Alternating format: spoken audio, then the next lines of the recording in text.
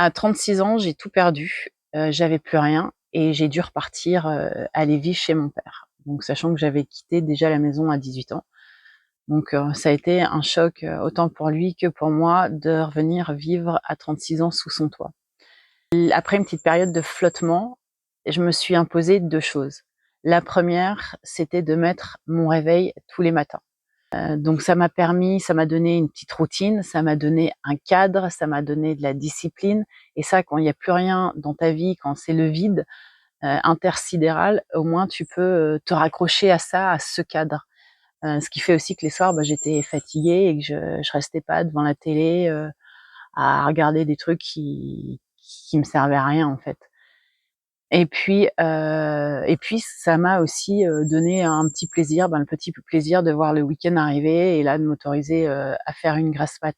Et ça, quand on n'a plus rien dans la vie, ces petits plaisirs-là, ils sont vraiment pas à négliger.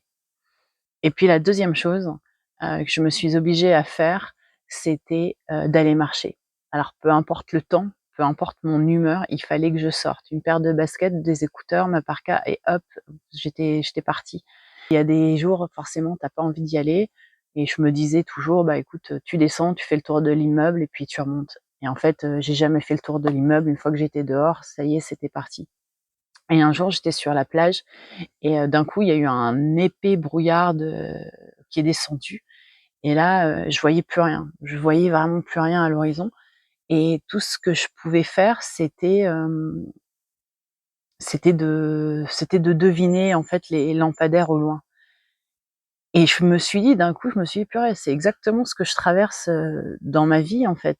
Je je vois pas où je vais, j'ai aucun objectif, j'ai aucune ligne d'horizon, mais tout ce que je peux faire, ce à quoi je peux faire gaffe, c'est où je mets les pieds là, maintenant, quoi.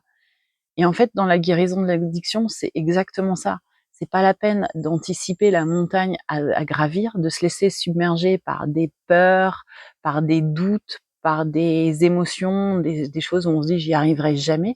En fait, quand on guérit d'une addiction, c'est vraiment pas à pas. C'est le jour même, le moment même et parfois c'est même au quart d'heure même, à l'inst donc quand tu guéris d'une addiction, c'est pas la peine d'anticiper, ce qui va se passer, c'est juste se concentrer sur les 15 premières minutes.